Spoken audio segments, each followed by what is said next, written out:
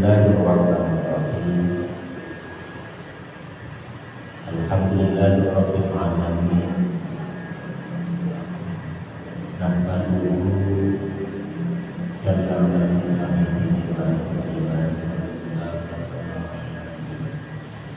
asyhadu an la ilaha illallah wahdahu la syarika lahu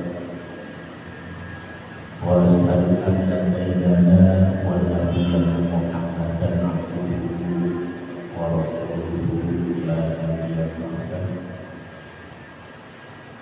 Allahumma shalli wa sallim wa barik ala sayyidina wa nabiyyina Muhammadin sallallahu alaihi wasallam wa ala alihi wa ashabihi ajma'in.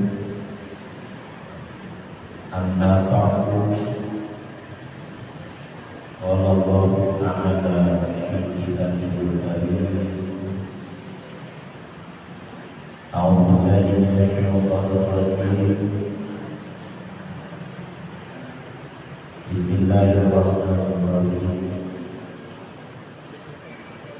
Wa ma kana lil mu'minin wa la mu'minatin idza qada Allahu amran idza qada Allahu wa rasuluhu amran yakuna lahumul khiyaratu min amrihim. Al-ayat wa qala Rasulullah sallallahu alaihi wasallam, man yuridillahu bihi khairan yufaqihu fid-din. Sadaqallah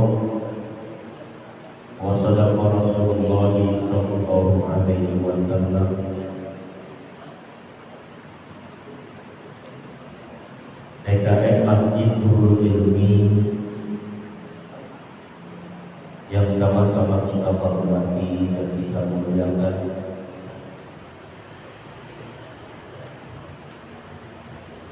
dan juga seluruh jamaah taklim malam Kamis pada maghrib,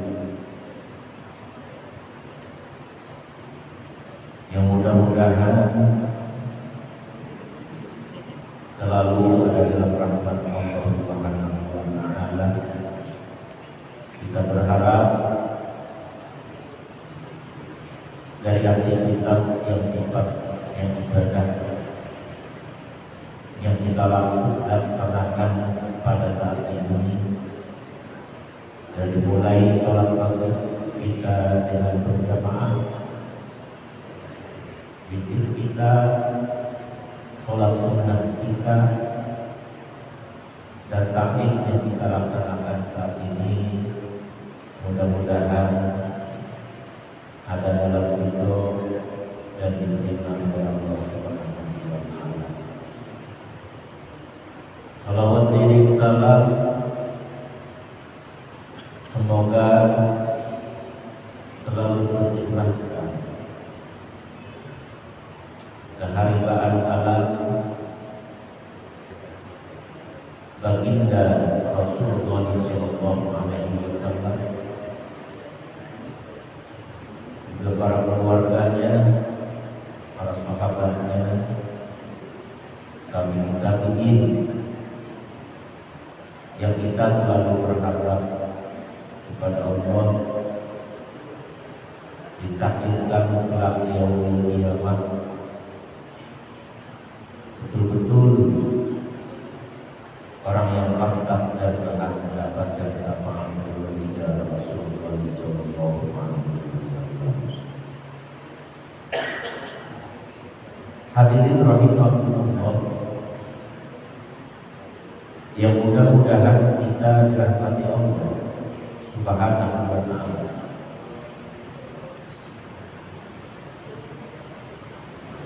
Tidak ada landasan yang mengantarkan kita ke tempat ini mengejar kewajiban kita sholat maghrib, juga mengejar keparduan kita melaksanakan taklim, terkecuali timbul dari keimanan yang ada pada diri kita.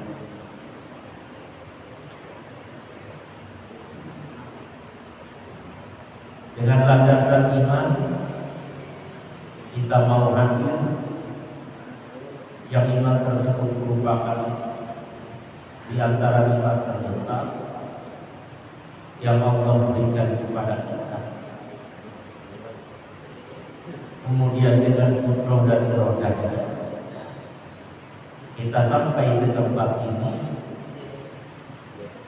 yang kita yakini ketika kita berada di tempat-tempat seperti ini, yang kata Rasul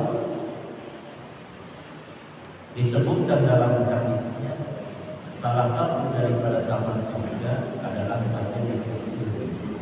Hadis. Dan itu yakin dari apa yang dikatakan oleh baginda Rasul, majelis ilmu merupakan amal daripada surga. Maka tempat-tempat yang seperti itulah pasti ketika kita ada di tempat itu merupakan tempat yang memang ada dalam ridho Allah Subhanahu wa Ta'ala. Nah, hadirin rahimahullah, yang mudah-mudahan kita dirahmati oleh Allah Subhanahu wa Ta'ala.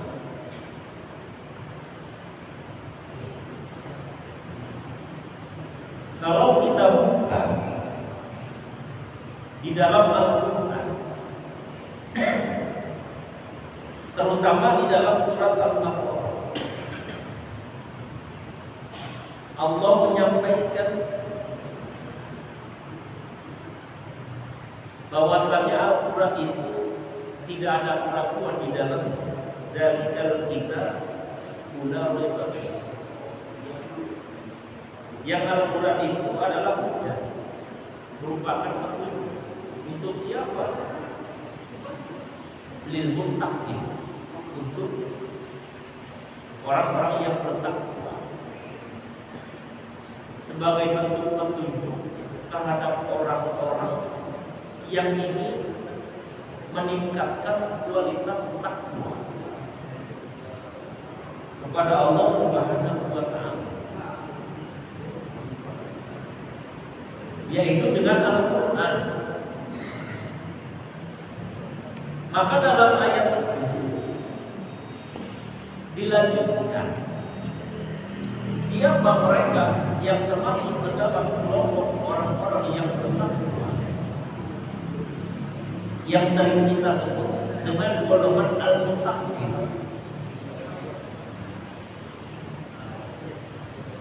yaitu mereka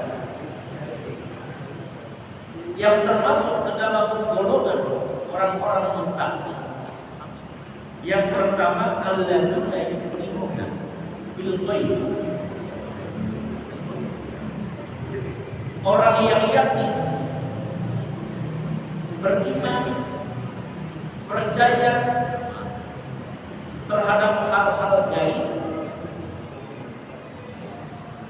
yang hal gaib tersebut diciptakan oleh Allah, yang sampai saat ini kita belum mampu melihat dan melaksanakannya dan menyaksikannya, karena memang belum saatnya dan belum waktunya.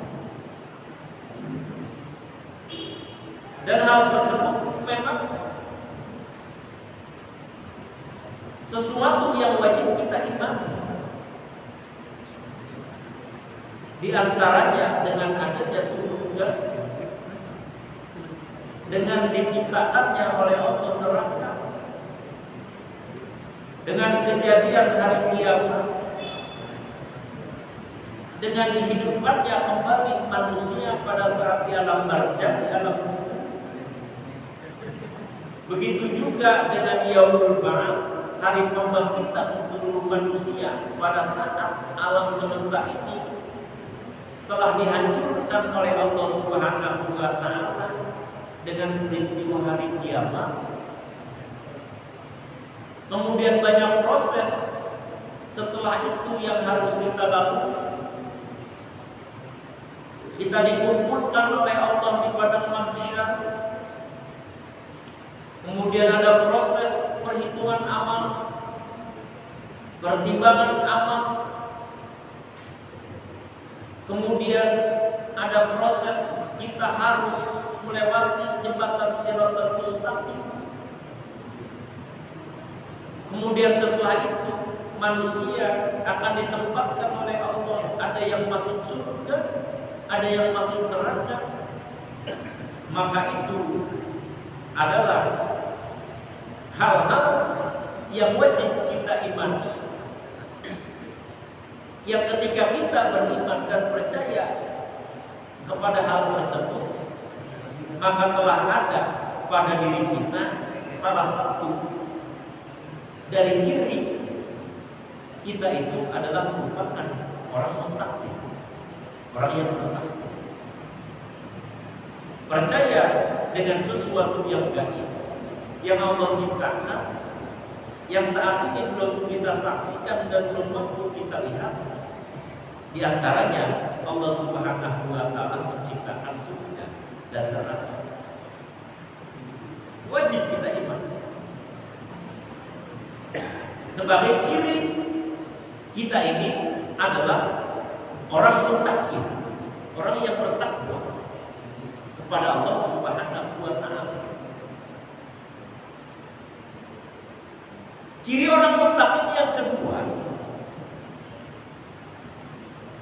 dalam Al-Baqarah ayat 3, siapa mereka?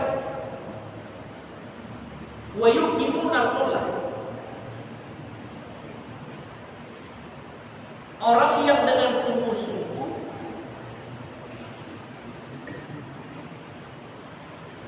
mengerjakan, mendirikan terhadap kewajiban yang sehari-hari, yaitu sholat yang 5 waktu. Wa yuqimuna shalah. Imam Jalaluddin Asyuyuti memberikan penafsiran alladzina yuqimuna shalah ay yatuna bi huquqiha.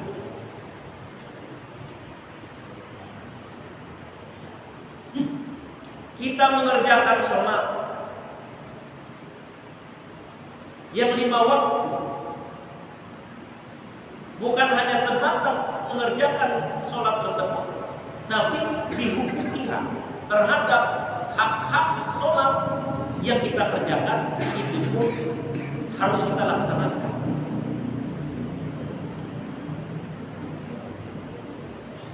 Maka dalam sholat 5 waktu khususnya yang kita laksanakan, yang kita kerjakan, yang dalam Al-Quran membahasakan yuqimuna shalah, semua hal yang berkenaan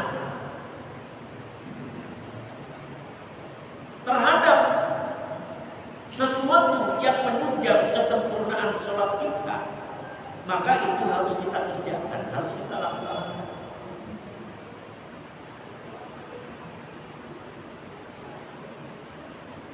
Dalam sholat ada syaratnya, syarat sah. Dalam sholat ada rukun. Syarat dan rukun di dalam sholat. Kalau sholat kita ingin seperti apa yang dikatakan sebagai ayatuna bihukumiha, memberikan hak-hak sholat, maka syarat sah dan rukun sholat tersebut harus kita kejar dan kita sempurnakan.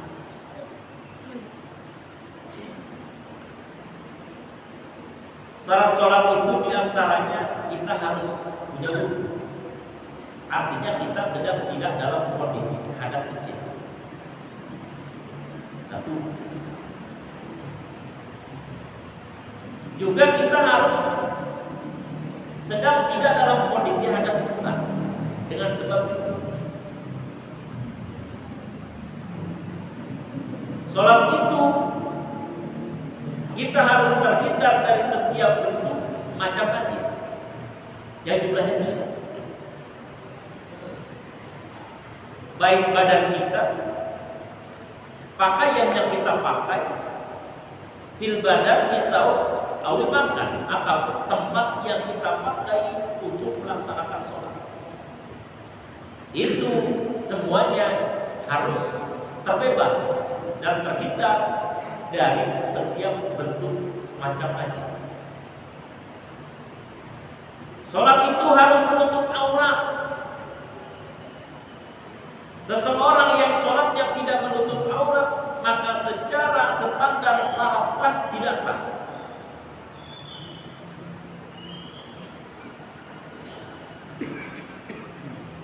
Sholat itu harus menghadap ke arah kiblat.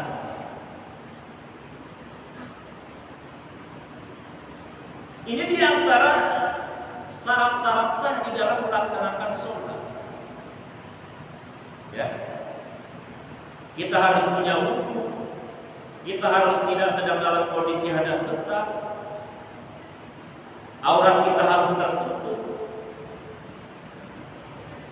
Kemudian setiap tubuh kita, pakaian kita, tempat yang kita pakai, atau setiap sesuatu yang kita pakai dalam sholat itu semuanya harus terbebas, terhindar dari najis. Karena setiap benda yang kita pakai pada saat sholat, semuanya itu tidak dikatakan sebagai bentuk pakaian. Jadi ada dua istilah. Benda yang kita bawa pada saat sholat, ada yang diistilahkan malbus. Malbus itu pakaian yang secara fungsinya untuk hanya sebatas menutup aurat, ataupun pakaian yang biasa kita pakai secara adat dan pantas, dari mulai baju atau celana atau sarung, itu malbus. Pakaian luar kita, pakaian dalam kita malbus. Ada yang diistilahkan mahmur, sesuatu apapun bentuknya yang kita bawa pada saat kita sholat. Entah itu aksesoris yang kita pakai, jam tangan, cincin, termasuk peci, atau sorban yang kita pakai pada saat kita sholat, termasuk pada umumnya ketika sholat terkadang kita membawa handphone, itu mahmur. Sesuatu yang kita bawa pada saat sholat, bukan sesuatu yang kita pakai. Maka apapun itu bentuknya, cincin, jam tangan, sorban, handphone, pada saat benda-benda tersebut kita bawa ketika sholat, maka itu semuanya harus terhindar dari najis. Kalau seandainya handphone yang kita bawa ada najisnya pada saat sholat, maka berdampak sholat kita dihukum najasah. Termasuk sholat orang yang bawa najis, tidak sah sholat kita. Karena apa? Kedapatan pada benda yang kita bawa itu terdapat najis. Ini di antara cara kita mengejar sah sholat yang kita laksanakan. Ya. Tertutup aurat, ada batasan-batasannya. Menutup aurat itu tentunya berbeda antara laki-laki dan perempuan di dalam masalah aurat tersebut. Kalau aurat orang laki, aurat pria, ini mutlak. Artinya mutlak ini tidak ada perbedaan batasan aurat orang laki-laki pada saat sholat atau sedang tidak sholat. Kalau dalam bahasa fikih menyatakan al-auratul rajul mutlaqan ma baina surrah wa rukbah. Untuk orang laki-laki kita, batasan aurat kita baik kita sedang sholat ataupun sedang tidak sholat, maka mutlak sama saja batasannya. Untuk laki-laki paling tidak kita telah dianggap menutup aurat kita apabila kita memakai penutup mabaina surah warubah antara bujal kita, busur kalau tengah umumnya, warubah, ya, itu orang laki-laki. Ya. Yang dianggap aurat orang laki-laki dari mulai busur sampai kepada lutut. Itu mau sedang sholat ataupun di luar sholat sama saja, nggak ada perbedaan. Jadi mohon maaf ya, kalau seandainya misalkan kita mau sholat, sesuatu yang harus kita pakai untuk menutup aurat itu nggak ada, ya. Misalnya ini, kan kalau ini udah sempurna ya, seperti ini, udah lebih menutup aurat, pakaian bagus, pakai peci, pakai sarung celana, ya. Itu kan udah melebihi dari standar paling tidak di dalam menutup aurat. Kalau seandainya pada kondisi tertentu, misalkan memang pakaian kita sedang tinggi, harus melaksanakan sholat, dan sholat itu harus menutup aurat, maka usahakan hanya sebatas menutup dari atas bagian pusar sampai ke lutut, itu sudah sah sholat kita. Tapi jangan sengaja-sengaja, ya, mentang-mentang sholat itu sah hanya sebatas menutup standar aurat yang paling tidak, atau sholat kita cukup memakai misalkan celana yang ada di bawah dengkul, kemudian atasnya hanya sebatas di atas pusar, kembalinya enggak bisa pakai apa. Memang sah. Secara adab tidak ada, secara kebatasan tidak layak. Begitu. Ini mah kalau kondisi tertentu, ya, kondisi mendesak mungkin dalam keadaan darurat, ya, untuk menutup aurat itu sangat minim, maka cukup dari mulai pusat sampai ke bawah dengkul, itu yang kita lihat. Selebihnya dari pusat ke atas, dari bujal ke atas, ini tidak termasuk di dalam aurat laki-laki. Makanya kita kalau lagi di luar maksudnya sedang tidak lagi dalam sholat, tetap aurat itu adalah baik laki-laki ataupun perempuan, ya. Secara hukum, sesuatu bagian dari tubuh kita yang apabila dilihat orang tersebut mendapatkan dosa, dan kita pun yang memperlihatkannya mendapatkan dosa. Jadi aurat itu yang memperlihatkan dan yang melihatnya itu sama-sama dapat dosa. Walaupun tidak ada syahwat, walaupun tidak timbul syahwat, tetap jika kita melihat aurat orang lain, itu kita mendapatkan dosa, dan orang yang sengaja memperlihatkannya pun itu pun mendapatkan dosa. Maka usahakan kita, walaupun misalkan di rumah lagi santai, ya usahakan ketika kita berpakaian jangan sampai dengkul kita terlihat oleh orang lain. Jangan sampai bagian pusar kita terlihat oleh orang lain, karena itu adalah batasan aurat kita. Ketika kita sengaja memperlihatkan, kita dapat dosa, yang melihat pun dapat dosa, walaupun tidak ada syahwat. Sama perempuan. Jadi kalau kita ambil definisi, secara umum aurat itu adalah antukusur. Definisi tarif aurat secara umum, secara lugah, secara bahasa, secara etimologi, aurat itu adalah antukusur. Apa? Kekurangan. Sesuatu yang kurang. Bisa kita pakai sebagai bentuk ungkapan.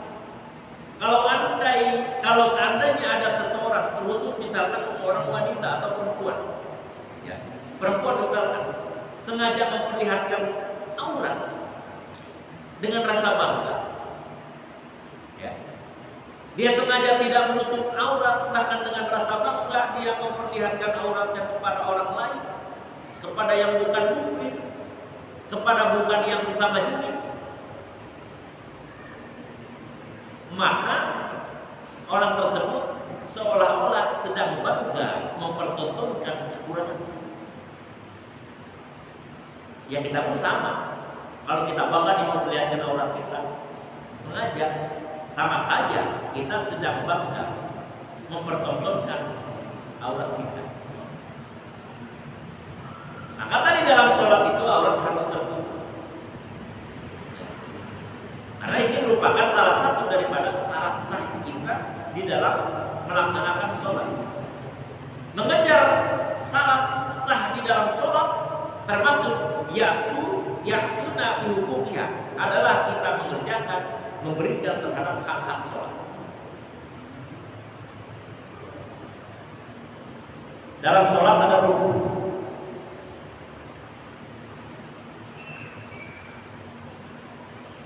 Ulama fikih golongan mazhab Syafi'i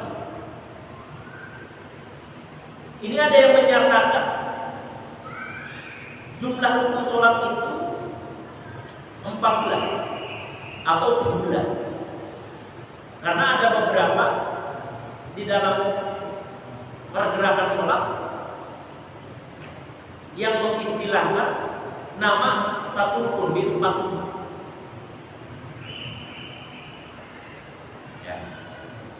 Sholat ada rukun. Ini harus kita sempurnakan. Rukun pertama di dalam sholat yang pertama adalah niat. Rukun sholat yang pertama adalah niat. Niat kita sholat. Seperti tadi kita sholat maghrib. Itu harus ada niat yang kita lakukan. Niat di dalam sholat, niat untuk melaksanakan sholat, an-niyatu qasdu syai' muqtarinan bipilihi wa mahluhal qaul. Niat itu secara istilah adalah tujuan kita untuk mengerjakan sesuatu, satu pekerjaan. Yang niat itu muqtarinan bipilihi harus berbarengan dengan awal pekerjaannya. Wa mahluhal qaul. Dan tempat niat itu adalah hati. Rukun yang pertama, saya contohkan. Atau nanti kita sholat isya. Begitu kita takbiratul ihram setelah melafazkan lafaz usolli fardhu isya, arba'a raka'atin, mustaqbilal qiblah, ma'muman, adaan ma'muman lillahi ta'ala. Maka kita masuk kepada rukun yang kedua berbarengan dengan rukun yang pertama, yaitu niat apa? Takbiratul ihram. Allahu akbar. Takbiratul ihram merupakan rukun sholat yang kita laksanakan berbarengan dengan niat di dalam hati. Karena niat itu wa mahluhal qaul, tempat niat itu adalah hati. Kalau usolli yang tadi itu yang kita baca, yang kita lafazkan, usolli fardhu isya, usolli fardhu maghrib, usolli fardhu zuhri, wa talaw utuha biha sunnatun. Hukum melafazkan usolli yang kita ucapkan pada saat kita melaksanakan sholat, hukumnya sunnah. Ya. Usolli fardhu isya arba'a raka'atin mustaqbilal qiblah dan ma'muman lillahi ta'ala. Itu hukum sunnah. Bukan masuk rukun. Yang masuk rukun adalah niatnya, yang bisa kita ambil sebagai arti daripada usolli tadi. Jadi ketika kita berbarengan pada saat takbiratul ihram, harus ada ucapan yang kita ucapkan dalam hati. Mau ngapain? Ketika kita sholat isya nanti, tangan kita angkat, kemudian mulut kita mengucap Allahu Akbar, Allah. Hati kita mengucap saya niat sholat isya 4 rakaat mengikut imam karena Allah Ta'ala. itu harus dalam hati berbarengan dengan takbir yang kita ucapkan, takbiratul ihram. Jadi kalau dia di dalam hati kita ucapkan, belum dapat satu rukun di dalam sholat apa di dunia. Ya, harus ya. Berarti dua poin itu niat, takbiratul ihram. Usulinya wa talafuha biha sunnatun. Lapan usuli yang kita ucapkan pada saat mau melaksanakan sholat itu hukum sunnah. Jadi kalau seandainya kita mencoba sengaja misalkan tanpa usuli, sah saja. Misalkan kita baru dapat begitu komat, kita dapat nggak baca usuli fardu maghrib atau isya misalkan langsung aja Allahu Akbar tanpa mengucapkan usuli. Sah sholat kita, hanya tidak mendapatkan pahala sunnah melafazkan usuli tersebut. Sholat kita dianggap sahnya karena ada niat yang kita ucapkan dalam hati.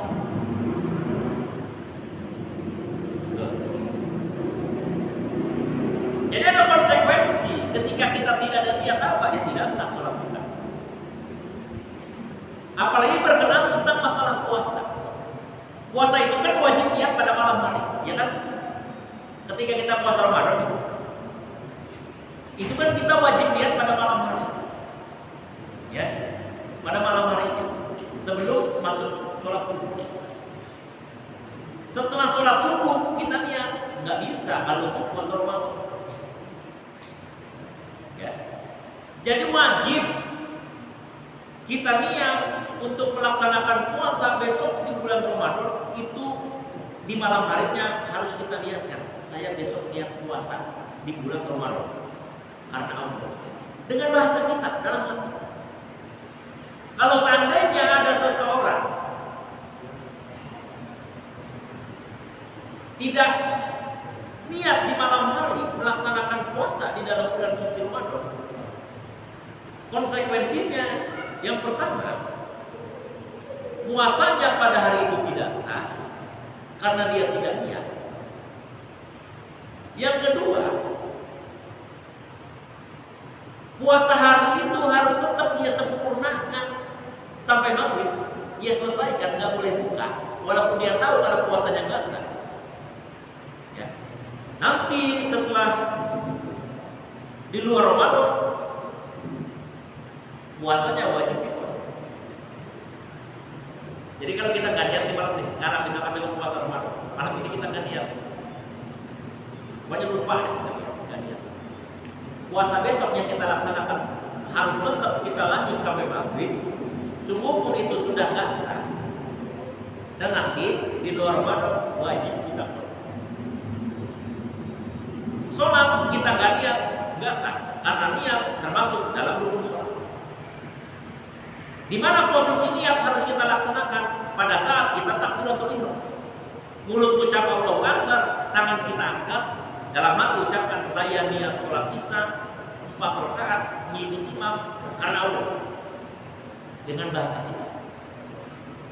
Udah. Ya. Jadi harus tuh. Ada bahasa muqaranah rupiah dalam fikih. Ya. Harus berbarengan dengan takbiratul ihram yang kita laksanakan pada saat sholat. Setelah kita takbiratul ihram, udah tidak ada kegiatan apapun yang berkenaan dengan sholat selain yang berkenaan dengan sholat yang boleh kita laksanakan. Takbir yang pertama dalam sholat dinamakan takbiratul ihram. Kalau setelah itu ada kita mau sujud, mau ruku, bangun dari sujud, bangun mau ruku, ada takbir juga kan? Itu disebut takbir intiqal. Kalau takbiratul ihram cuma sekali dalam sholat. Awal kita melaksanakan sholat, setelah kita melafazkan usuli berbarengan dengan niat, mulut Allahu Akbar. Itu takbiratul ihram. Kenapa diistilahkan dengan takbiratul ihram?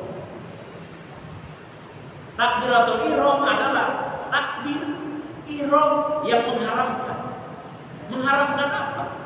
Mengharamkan segala bentuk aktivitas pekerjaan yang pekerjaan tersebut boleh saja kita lakukan dan halal hukumnya pada saat di luar sholat.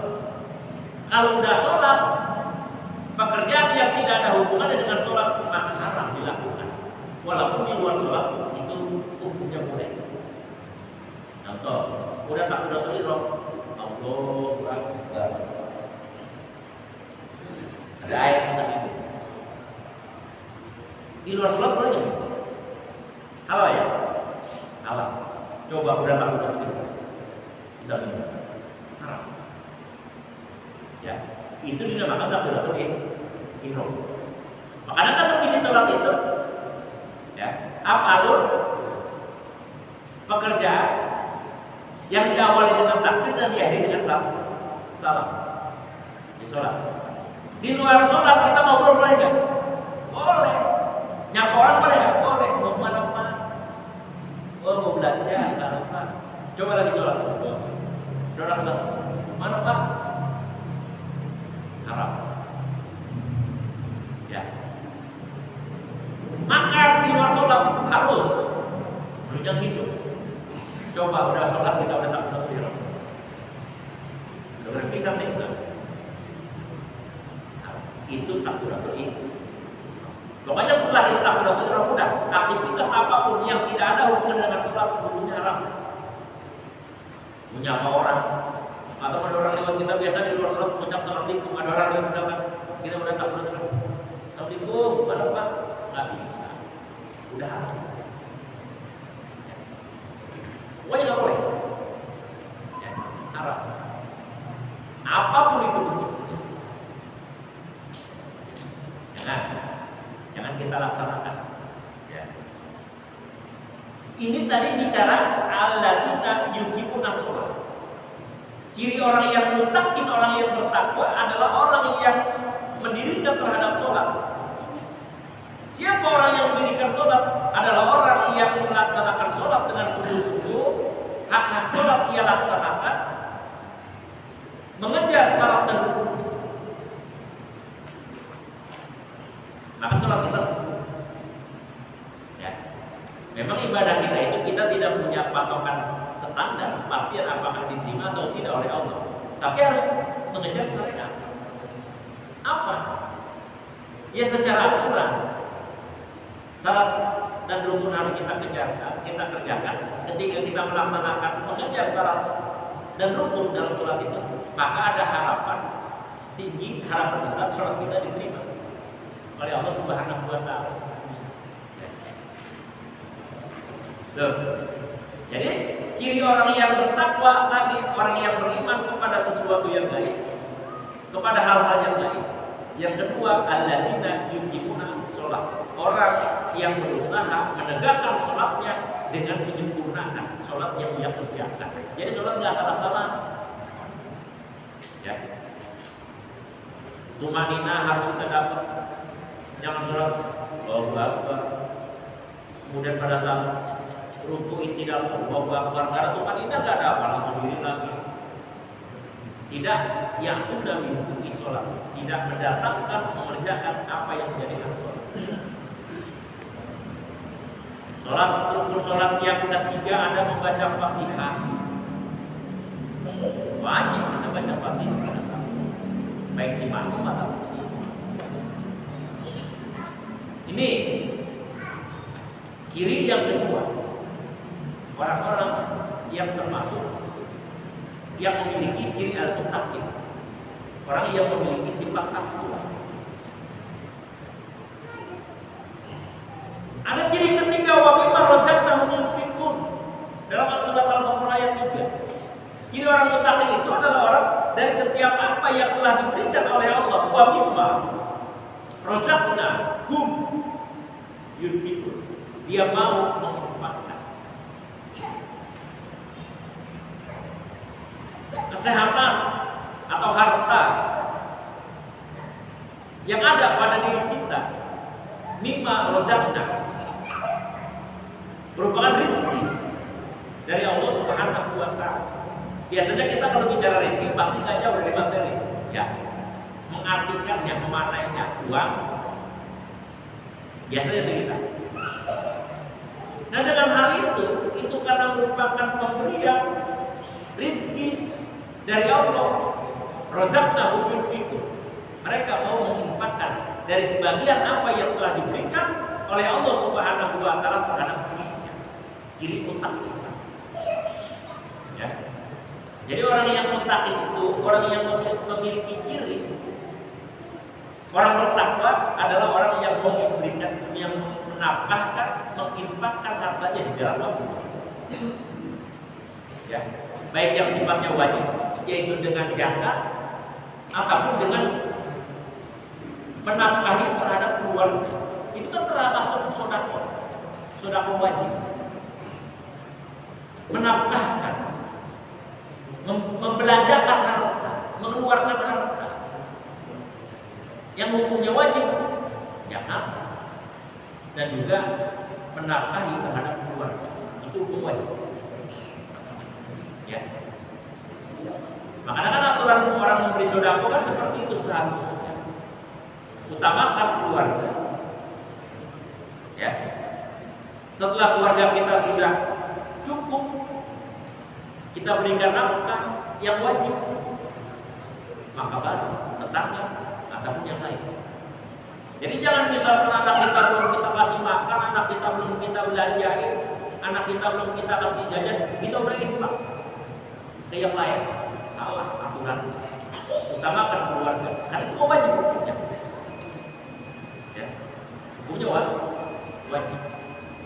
Anak kita masih terbengkalai misalnya. Belum kita kasih makan, belum kita kasih jajan misalkan, masih punya utang bayaran sekolah misalnya. Kita udah berinfak utang bayar. Salah aturan.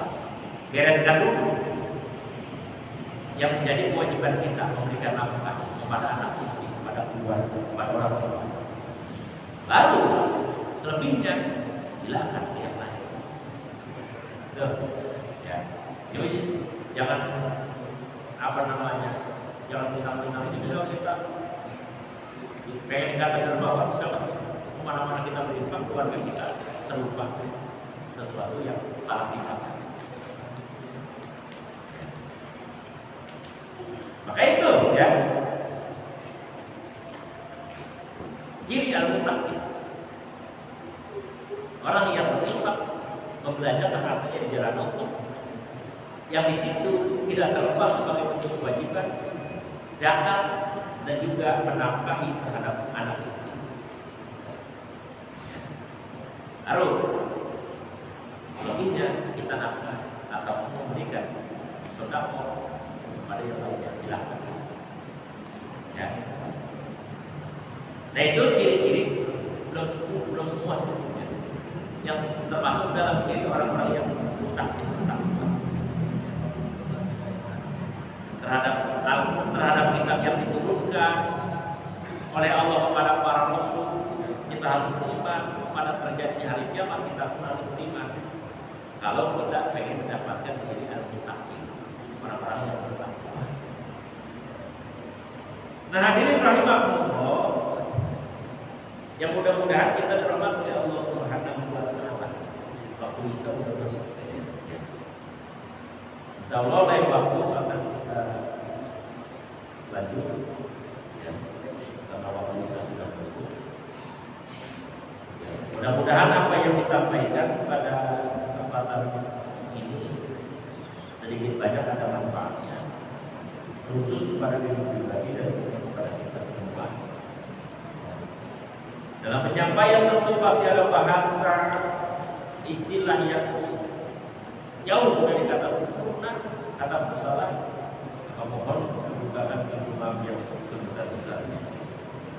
Lagi kita berharap kepada Allah apa yang kita laksanakan taklif pada hari ini, pada saat ini, kita minta bisa diterima oleh Allah Subhanahu wa taala dan termasuk salah satu aktivitas kita yang memang ada dalam diri Allah Subhanahu wa taala. Demikian, wallahu a'lam bishawab. Wassalamualaikum warahmatullahi wabarakatuh.